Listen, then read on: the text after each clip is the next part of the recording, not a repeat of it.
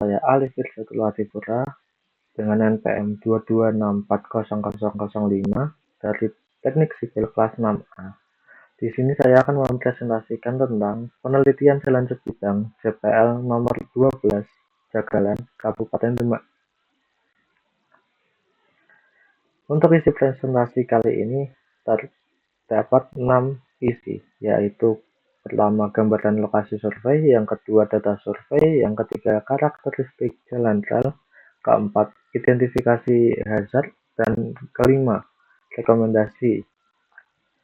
Yang pertama, gambaran lokasi survei. Perlintasan sebidang JPL nomor 12 di Jagalan, Kecamatan Brumbung, Kabupaten Demak merupakan titik persilangan penting antara jalur kereta aktif dan jalan lokal yang padat. Lokasinya berada di dekat kawasan permukiman dengan lebar jalan sekitar 7 meter dan lalu lintas kendaraan yang cukup tinggi. Pemilihan lokasi ini didasarkan pada observasi lapangan yang menunjukkan potensi risiko tinggi bagi keselamatan pengguna jalan dan perjalanan kereta api. Berdasarkan persyaratan perlintasan sebidang, lokasi ini belum memenuhi aspek keselamatan visual dan ruang antrian yang ideal. Kondisi geografis yang datar seharusnya mendukung jarak pandang baik, namun padatnya aktivitas warga mengganggu visibilitas. Oleh karena itu, lokasi ini menjadi penting untuk dianalisis dari aspek teknis dan manajerial dalam peningkatan keselamatan perlintasan. Berikut adalah gambar lokasi perlintasan sebidang JPL nomor 12 Jagalan, Kabupaten Demak.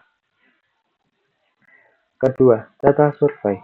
Hasil survei menunjukkan bahwa banyak elemen keselamatan seperti rambu peringatan jarak dan larangan putar balik tidak tersedia di lokasi. Marka jalan seperti lambang KA, kereta api, dan pita penggaduh juga tidak ditemukan, padahal keduanya merupakan bagian penting dari standar keselamatan. Sementara itu, lampu isyarat dan suara genta sudah terpasang, namun fungsinya belum optimal karena kurang dilengkapi dengan informasi arah datangnya kereta. Dalam metodologi, pengumpulan data dilakukan melalui pencatatan langsung dan inventarisasi fasilitas, termasuk kondisi gardu penjaga. Data inventaris seperti genta, semboyan bendera, dan mesin sinyal menjadi dasar analisis existing. Dari survei ini terlihat bahwa perlintasan masih kekurangan perlengkapan yang diwajibkan oleh regulasi teknis perlintasan sebidang. Berikut adalah gambaran untuk data survei kami. Ketiga, karakteristik jalan rel. Rel yang digunakan di lokasi adalah tipe R54 dengan lebar 1067 mm yang sesuai dengan standar nasional untuk kecepatan dan beban tinggi. Bantalan yang digunakan adalah jenis beton bertulang berat tegang yang kokoh dan tahan lama, sedangkan penambat rel terdiri dari KA klip dan E-klip yang tergolong sistem elastis.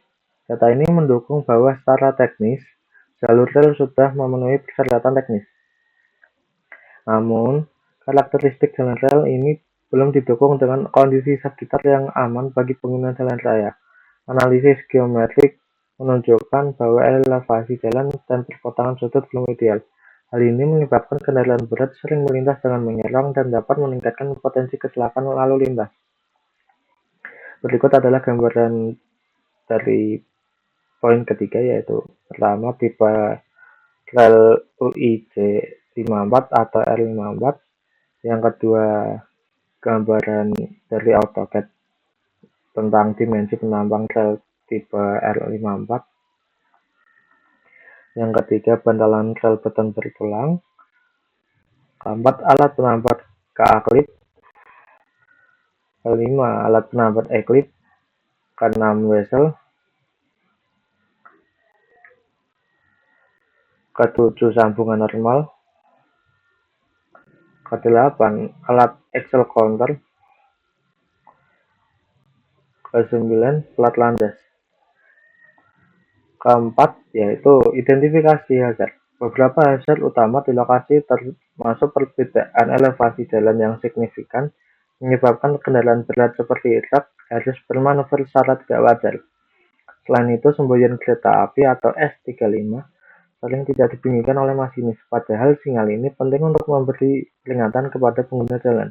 Kelengkapan rambut dan marka yang belum memenuhi standar juga berkontribusi terhadap potensi kecelakaan.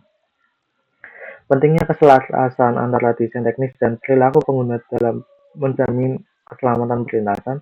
Dari sisi operasional, kekurangan ini menciptakan kondisi rawan yang teridentifikasi dalam pendekatan dasar. Penilaian ini menguatkan perlunya evaluasi menyeluruh tidak hanya pada sarana fisik, tetapi juga pada prosedur operasional dan disiplin pengguna jalan.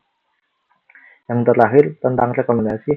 Rekomendasi utama mencakup perbaikan elevasi jalan oleh Dinas Pekerjaan Umum bekerja sama dengan PT KAI agar kendaraan dapat melintas tanpa gangguan. Rambu-rambu penting seperti semboyan 35 atau S35, marka KA atau marka kereta api, serta rambu jarak dan larangan balik arah perlu segera ditambahkan.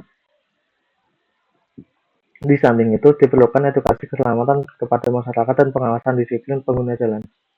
Langkah-langkah ini bertujuan untuk menyelaraskan kondisi existing dengan standar keselamatan nasional. Pentingnya pendekatan kolaboratif antara pemangku kebijakan dan masyarakat. Dengan penerapan rekomendasi ini, perlintasan JPL nomor 12 Jagalan, Kecamatan Gerumbung, Kabupaten Demak, diharapkan dapat berfungsi lebih aman dan efisien sesuai tujuan awal penelitian. Sekian yang bisa saya presentasikan. Apabila ada kekurangannya, saya mohon maaf. Terima kasih. Wassalamualaikum warahmatullahi wabarakatuh.